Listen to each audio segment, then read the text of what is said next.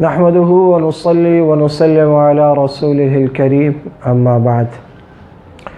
تمام تعریفیں اللہ سبحانہ و تقدس کے لیے جو ہم سب کے خالق اور مالک ہیں۔ لا تعداد درود و سلام آقا دو جہاں محمد الرسول اللہ صلی اللہ علیہ وسلم پر، جنہوں نے انسانیت کو گمراہی سے نکال کر ہدایت کی راہوں پر گامزن فرما دیا۔ آپ صلی اللہ علیہ وسلم کی تربیت یافتہ جماعت، صحابہ رضوان اللہ علیہم اجمعین، اور ان کی صحبت اٹھائی ہوئی جماعت تابعین اور پھر تبع تابعین، اولیاء اللہ، علماء، ائمہ، وہ شخصیات ہیں جن سے ہر دور میں مسلمانوں کو علم و عمل کی نئی مثالیں اور نئی راہیں ملتی ہیں۔ یہ سب کے سب مینار نور ہیں۔ ہر وہ شخص جو اپنی زندگی میں اللہ کا فرما بردار رہا، رسول اللہ صلی اللہ علیہ وسلم کی اتباع کرتا رہا، نفس اور شیطان کے دھوکے سے بچنے کی کوشش کرتا رہا، اللہ کو راضی کرنے کی تگ و دوگ میں رہا، بے شک وہ کامیابی اور فلاح کی راہ پر چلا۔ انہی شخصیات میں سے ایک شخصیت ہے خلیفہ ہارون الرشید، جو خلافت عباسیہ کے 5ویں خلیفہ ہیں۔ 786 عیسوی سے 809 عیسوی تک تقریباً 25 سال مسند خلافت پر بہت شان سے بیٹھے رہے ہیں، مسند آرائے خلافت رہے ہیں۔ ان کے بہت سارے واقعات ضرب المثل ہیں۔ آج کی ہماری نشست میں ایک واقعہ جس پر ہم بات کریں گے، بادشاہوں کے دربار میں اہل فن ہمیشہ سے اپنے فن کا نمونہ پیش کرنے کے لیے دور دراز سے سفر کر کے آتے ہیں، اور روز ہی تقریباً کوئی نہ کوئی صاحب فن بغداد میں ہارون الرشید کے دربار پہنچتا تھا۔ ایک دن کہا گیا کہ ایک شخص ہے، وہ اپنا ایک عجیب و غریب کمال دکھانا چاہتا ہے۔ شرف باریابی عطا ہوا، اجازت ملی، وہ شخص آیا، اس نے سلام کیا،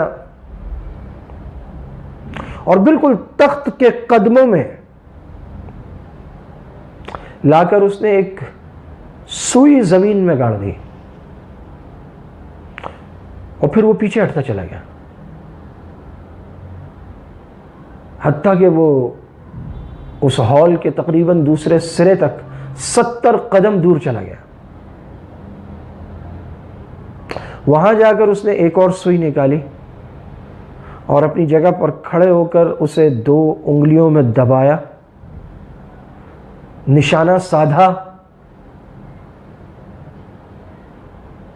اور مشاقی کے ساتھ وہ سوئی ماری، ایسی تاک کر ماری کہ خلیفہ کے تخت کے قدموں میں گڑی ہوئی سوئی کے سوراخ سے گزار دی۔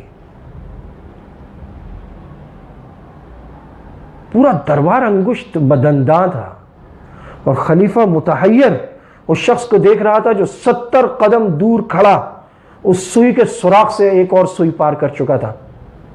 اس سے پہلے کہ کوئی کچھ سمجھتا، اس شخص نے گویا بارش کر دی، تیزی سے سوئیاں آ رہی تھیں اور یکے بعد دیگرے سب سوراخ سے گزرتی چلی جا رہی تھیں۔ اس نے ڈھیر لگا دیا۔ پورا دربار چیخ اٹھا کہ یہ واقعی مہارت تامہ ہے، ایسا نشانہ، ایسی مشاقی، ایسی مہارت، اتنا تجربہ، اتنی مشق، یقیناً داد کے قابل ہے، داد و دہش کے قابل ہے، انعام کے قابل ہے۔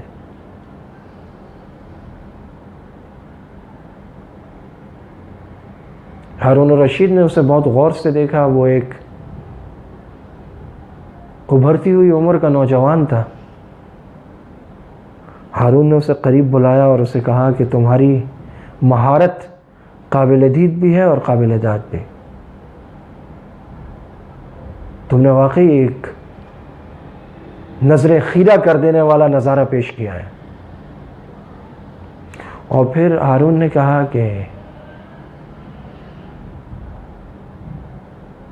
اسے لے جاؤ، اسے 70 تھیلیاں دراہم سے بھری ہوئی دو۔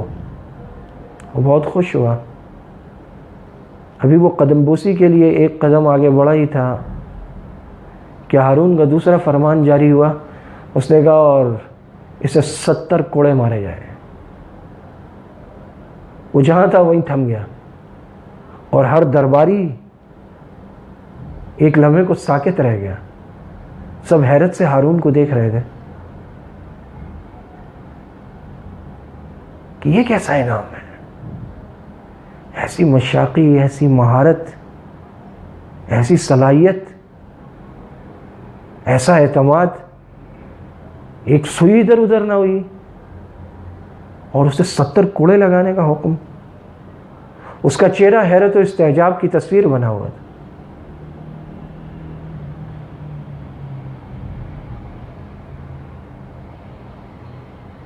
کسی درباری نے ہمت کر کے پوچھا، امیر المومنین یہ کیا ہے؟ تو ہارون نے اپنی دونوں نظریں اس نوجوان پر گاڑ دیں اور کہا کہ انعام اس لیے دیا کہ واقعی کمال کر دیا اس نے، نظریں خیرہ کر دیں، سب کو ورطہ حیرت میں ڈال دیا، واقعی کمال ہے، اور یہ کمال اس قابل ہے کہ اسے انعام دیا جائے۔ لیکن اس نے اپنی صلاحیت کو، اپنے وقت کو کس فضول مشغلے میں ضائع کیا؟ کہاں لگایا صلاحیت کو؟ کہاں لگایا وقت کو؟ کس چیز پر محنت اور کوشش کی؟ سوئی کے نکے سے سوئیاں پار کرنے پر؟ یہ کیا کیا؟ اس نے وقت کو ضائع کیا، اس نے صلاحیت کو ضائع کیا۔ یہ اس قابل ہے کہ اسے کوڑے مارے جائیں، اسے نشانہ عبرت بنایا جائے، لوگوں کو پتہ چلے کہ امت مسلمہ کے نوجوان اس لیے نہیں ہے کہ وہ اپنے اوقات کو ضائع کر دیں اور اس طرح کے میلے ٹھیلوں میں اور کچھ ایسے کرتبوں کے اور شعبوں کے سیکھنے میں اپنے آپ کو ضائع کر دیں کہ جس پر لوگ تالیاں پیٹیں، یہ واہ واہ کے داد و تحسین کے ڈونگرے برسائیں۔ یہ جوانیاں اور یہ صلاحیتیں اس لیے نہیں ہیں۔ خلیفہ ہارون الرشید کے دربار کا یہ تاریخی واقعہ جو زبان زد عام ہے، علماء اسے بہت بیان کرتے ہیں، یہ ہمیں سبق دیتا ہے کہ کسی بھی چیز کو صرف اس لیے سیکھ لینا کہ لوگ داد و تحسین کے ڈونگرے برسائیں گے، اس کا کوئی مقصد نہیں ہے، یہ وقت کا ضیاع ہے۔ ون ویلنگ، ایک ٹائر اٹھا کر بائک چلانا ہمارے عرب نوجوانوں میں بڑا عام ہے۔ 4 پہیوں والی گاڑی کو 2 پہیوں پر چلا دینا، خطرناک سیلفیاں لینا،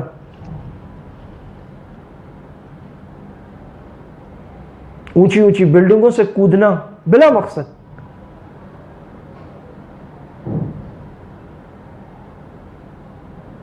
اور نہ جانے کتنے ہی ایسے کرتب ہیں کہ ایک ویڈیو بنانے کے لیے اپنی جان کو اتنا جوخم میں ڈال دیتے ہیں کہ بعض اوقات جان کی بازی ہار جاتے ہیں۔ چلتی ہوئی ٹرین کا ڈنڈا پکڑ کر ہر گزرنے والے پلیٹ فارم پر پاؤں گھسٹتے ہوئے جانا،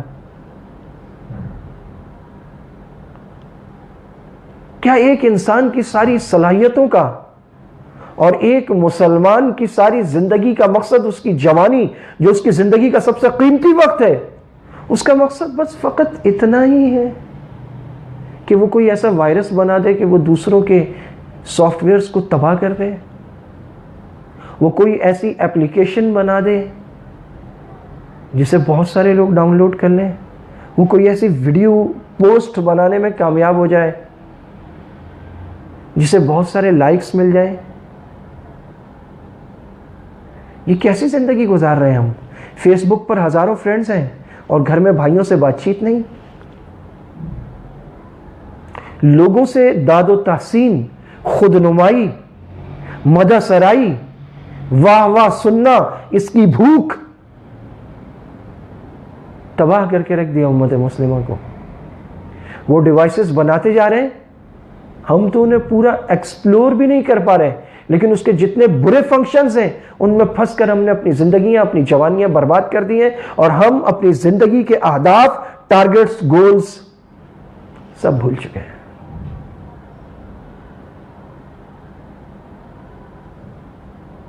اللہ سبحانہ و تقدس ہمیں سیدھا راستہ سجھا دے. جس امت کے جوان ضائع ہو جائے نا، اس قوم و ملت کا کچھ نہیں بچا کرتا. صلاح الدین ایوبی نے کہا تھا جس قوم اور ملت کو برباد کرنا ہو اس کے جوانوں میں فحاشی پھیلا دو، کیونکہ اس دور میں یہود و نصارہ مسلمانوں کے ساتھ یہ کرنے کی کوشش کر رہے تھے. تو صلاح الدین ایوبی مسلمانوں کو سمجھاتے ہوئے کہہ رہے ہیں کہ دیکھو وہ یہ کر رہے ہیں تمہارے ساتھ، بچو، یہ تباہی کا راستہ ہے. اور آج اغیار نے، کفار نے جال پھینکا، لیکن پھنسے ہم خود ہیں اس میں. آج ہم فحاشی میں، عریانی میں، لا یعنی میں، لہو و لعب میں، بے مقصد اور فضول چیزوں میں گھر چکے ہیں. ہمارا وقت بس اسی میں ضائع ہوتا ہے. ہماری سانس اٹکی ہوئی ہے فیس بک پر، ٹویٹر پر، واٹس ایپ پر، ٹینگو پر، ایمو پر اور دوسری اپلیکیشنز پر. زندگی کا مقصد چند الیکٹرانک ڈیوائسز، جوانیاں ان میں کھو کر رہ گئی ہیں. مسلمان ملکوں میں مسلمانوں کے سروں سے بلا مبالغہ فٹ بال کھیلا جا رہا ہے. روہنگیا مسلمانوں پر روز نئی قیامت ٹوٹتی ہے. حلب جل رہا ہے، پورا شام جل رہا ہے، پورا عراق جل رہا ہے، پورا لبنان جل رہا ہے، اور ساری امت کو پتہ ہے کہ جل رہا ہے، اور سوشل میڈیا پر بیٹھنے والوں کو زیادہ پتہ ہے کہ جل رہا ہے. ہم بہت زیادہ حق ادا کرتے ہیں تو اس پوسٹ کو شیئر کر دیتے ہیں. ہم خود میں وہ صلاحیتیں پیدا نہیں کر رہے جس سے اللہ تعالیٰ ہمارے دن بدلے، جس سے پتہ ہو، جس سے پتہ چلے کہ یہ بدلنے پر تیار ہیں، خود کو بدل رہے ہیں، یہ تیاری کر رہے ہیں، اب ان کا وقت آنا چاہیے. ہم لایانی اور فضول میں الجھے ہوئے ہیں. ان سے نکل کر بامقصد چیزوں کی طرف بڑھنا، اسے ٹارگٹ، ہدف اور گول بنانا چاہیے. اور کچھ نہیں کر سکتے. ہمیں بہت ساری زبانیں سیکھنی چاہیے، ہمیں بہت سارا پڑھنا چاہیے، ہمیں بہت سارے فنون سیکھنے چاہیے، لیکن لایانی چیزوں سے ہمیں نکلنا چاہیے. اللہ سبحانہ و تقدس سمجھنے اور عمل کرنے کی توفیق عطا فرمائے. اللہ تعالی ہم سب کو درد دل عطا فرما دے. وآخر دعوانا ان الحمد للہ رب